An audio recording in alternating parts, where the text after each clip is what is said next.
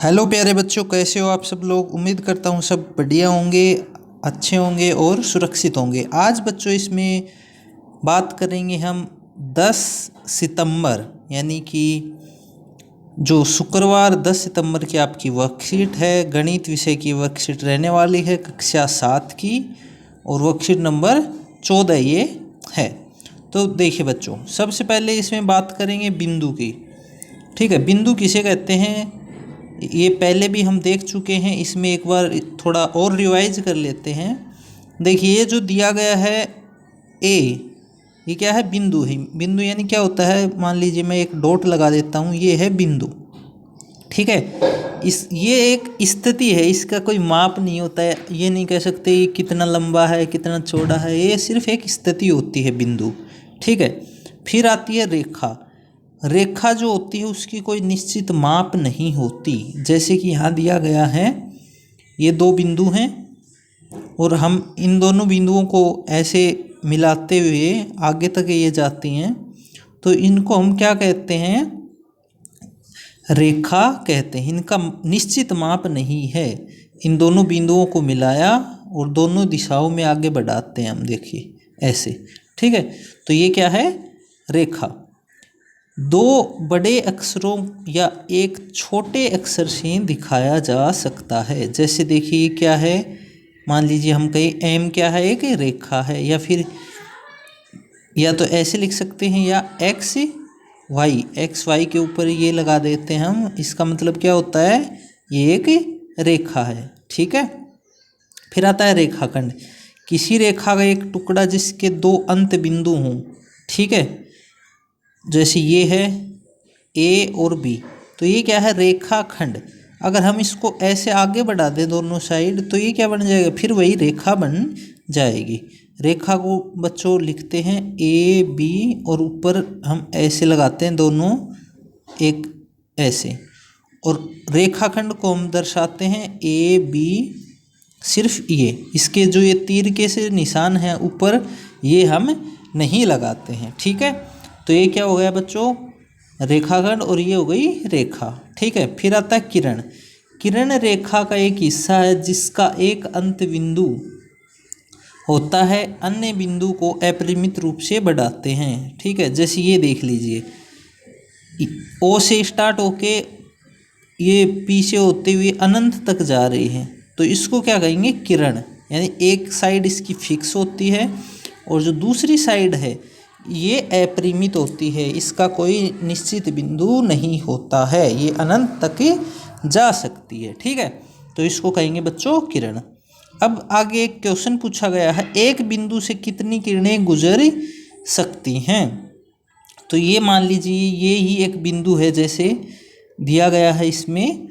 ये जो बिंदु है अपने पास, इसमें कितनी किरणें गुजर सकती हैं? देखिए इसमें अनंत किरणें गुजर सकती हैं। हम ये नहीं कह सकते कि इतनी, इससे कितनी भी किरणें गुजर सकती हैं। ठीक है बच्चों, अब आगे बात करें कोण की।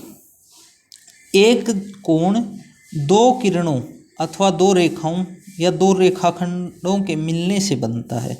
दो किरण हों, दो रेखाखंड हों, दो रेखाएं हों, इनके मिलने से, जैसे मान लीजिए ये दो किरण हैं, ये दो किरण हैं, यहाँ पे मिल गए, तो ये दो जो किरण हैं इनके मिलने से ये एक उभयनिष्ठ बिंदु पे मिलते हैं। वहाँ क्या होता है? ये जो उभयनिष्ठ शीर्ष बिंदु आया, यहाँ पे क्या बनता है बच्चों? कोण बनता है। ठीक है, और जो कोण होते हैं इनको डिग्री में मापा जाता है। ठीक है, अब आगे देखते हैं इनको लिखते कैसे हैं या क्या कैसे करते हैं, वो देख लेते हैं। देखिए ये जो दिया गया है पी ओ क्यू, ठीक है, ऊपर इसमें पी है, क्यू इधर ये, और ये ओ। तो जो पी ओ क्यू, तो इसको कैसे लिखेंगे? कोण पी ओ क्यू, इसको लिखेंगे ऐसे। ठीक है, या फिर इसको लिखना हो खाली क्या लिख देंगे? कोण ओ, क्योंकि ये उभयनिष्ठ बिंदु ओ पे कोण बन रहा है। दोनों बिंदु जो रेखा हैं, ये किरण हैं, किस पे काटती हैं एक दूसरे को? पी पे, सॉरी ओ पे। तो उभयनिष्ठ क्या है? ओ है, तो ओ के ऊपर कोण बनेगा। ठीक है, अब ये लिखा है क्या एक सरल रेखा कोण हो सकती है। तो देखिए सरल रेखा क्या है, सरल रेखा मान लीजिए ये है। ठीक है, तो सरल रेखा ऐसे लिखते हम,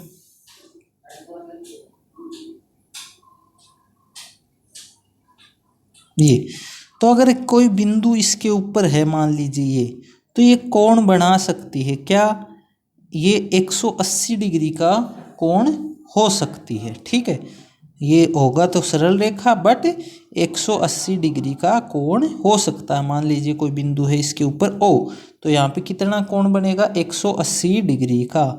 ठीक है, फिर आगे आता है पूरक कोण।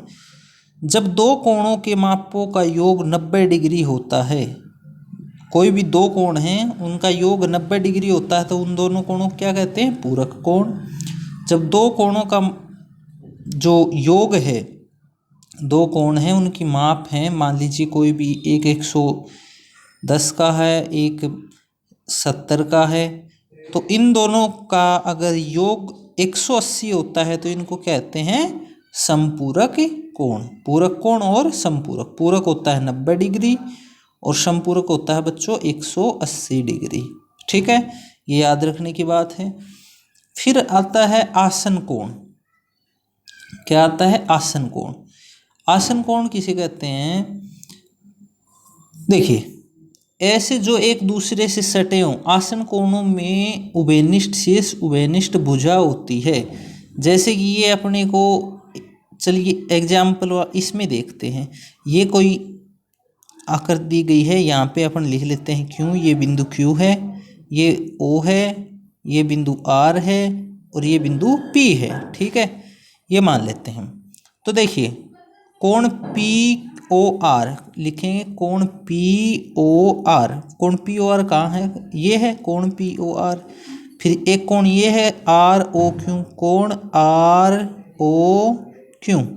ठीक है, ये दो कोण हैं, तो इन दोनों कोणों में क्या उभयनिष्ठ है, एक ये वाले कोण में और एक ये वाले में। तो देखिए ओ उभयनिष्ठ है और जो आर है ओ आर है, रेखा ओ आर है, ये भी क्या है बच्चों, उभयनिष्ठ है।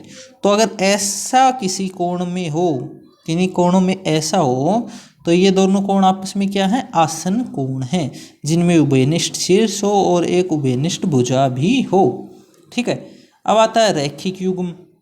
रैखिक युग्म ऐसे होते हैं, जैसे देखिए रैखिक युग्म का उदाहरण देखते हैं। ये जो कोण हैं इनमें देखिए ये उभयनिष्ठ भी है और ये जो शीर्ष दिया है ये भी उभयनिष्ठ है, रेखा भी उभयनिष्ठ है और शीर्ष भी उभयनिष्ठ है। पर जो उभयनिष्ठ नहीं है, ये जो रेखाएं हैं ये क्या है, उभयनिष्ठ नहीं है, बट ये एक दूसरे के बिल्कुल विपरीत हैं। तो इस दिशा में, ऐसी स्थिति में ये जो हैं ये क्या हो जाएंगी, रैखिक युग्म हो जाएंगे। ये जो कोण हैं ये रैखिक युग्म हो जाएंगे। ठीक है बच्चों, आगे आपको क्वेश्चन दिया गया है, क्वेश्चन देख लेते हैं। निम्नलिखित कोणों की पहचान कीजिए। ठीक है, तो ये 50 डिग्री का कोण है, तो ये कैसा कोण हो जाएगा बच्चों, न्यून कोण। 90 डिग्री से कम का कोण न्यून कोण, 90 डिग्री का कोण होता है समकोण और 90 डिग्री से अधिक का कोण क्या होता है बच्चों, अधिक कोण। तो ये क्या हो जाएगा, अधिक कोण हो जाएगा। ठीक है, फिर ये हमने देखा कि कौन सा कोण हो जाएगा, रैखिक युग्म हो जाएगा। अभी हमने एग्जाम्पल से समझा था, ये रैखिक युग्म। ये कौन से हो जाएंगे, आसन कोण। आसन कोण में क्या होता है, एक जो शीर्ष होता है वो उभयनिष्ठ होता है, एक जो रेखा होती है वो भी उभयनिष्ठ होती है। ठीक है, अब ये कैसा हो जाएगा बच्चों, आसन पूरक। पूरक कोण को कौन से होते हैं, जिन दो कोणों का मान 90 डिग्री होता है उनको क्या कहते हैं, पूरक कोण। तो पूरक हो जाएंगे और ये पूरक के साथ साथ क्या है, आसन कोण भी है, क्योंकि भुजा और ये जो शीर्ष है ये उभयनिष्ठ है। ठीक है बच्चों, तो ये कौन सा हो जाएगा, आसन पूरक कोण हो जाएगा। ठीक है, अगला है दी गई आकृति में x का मान ज्ञात कीजिए। x कौन सा है, ये वाला है।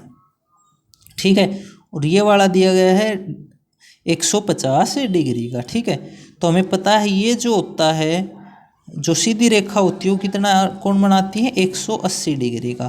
तो 180 में से 150 डिग्री तो इधर बन गया, बचा कितना, तो 180 माइनस 150 कितना, ये बचा x 30 डिग्री का अपने पास बच गया। ठीक है बच्चों, अब एक क्वेश्चन है दिया गया है, जब घड़ी में, तो अपने घड़ी बना लेते हैं ऐसे, जब घड़ी में दोपहर समय 3:30 होता, 3:30 पे क्या होगा, छोटी सुई 3 पे रहेगी और 3 से थोड़ा सा नीचे रहेगी। खैर इसको अपन ऐसे करते हैं, 3 पे नहीं रहेगी एग्जैक्ट, 3 और 4 के बीच में रहेगी। ठीक है, छोटी सुई कहाँ रहेगी, 3 और 4 के बीच में रहेगी। जब 3:30 बजेंगे और बड़ी सुई 6 पे रहेगी, मान लीजिए यहाँ पे 3 है और यहाँ पे 4 है, तो यहाँ पे रहेगी और ये है 6। ठीक है, ऐसे ही रहता है ना, 2 1 और ये 12, ऐसे होती घड़ी। तो अब ये पूछा गया है कि घड़ी की दोनों सुइयाँ क्या कोण बनाती हैं। ठीक है, क्या यह अधिक या प्रवृत्ति या न्यून कोण बनाती हैं। तो देखिए 90 डिग्री का कोण होता तो ये कैसे होती, एकदम ऐसे होती। ठीक है, बट क्या है 3:30 है, तो ये जो सुई है 3 के ऊपर नहीं रहेगी, 3 और 4 के बीच में रहेगी। तो एक कौन सा कोण बनेगा बच्चों, न्यून कोण ये हो जाएगा। 90 डिग्री से कम का होगा तो एक कौन सा कोण हो जाएगा, न्यून कोण हो जाएगा। ठीक है बच्चों, तो इसका आंसर आ जाएगा न्यून कोण। ठीक है, और अगर इस साइड की बात करें तो ये कौन सा हो जाएगा, अधिक कोण बनेगा। ठीक है, तो ये आपके आज की वर्कशीट थी, अच्छे से करना है, समझ में नहीं आए वहाँ पे रोक के अच्छे से देखना है बच्चों, कॉपी में अपना काम साफ साफ करना है। और बच्चों कोरोना चल रहा है इसलिए अपने मुंह को मास्क से ढक के रखना है, बार बार हाथों को धोते रहना है। मिलते हैं अगली वीडियो में, तब तक बच्चों खुश रहो और मुस्कुराते रहो।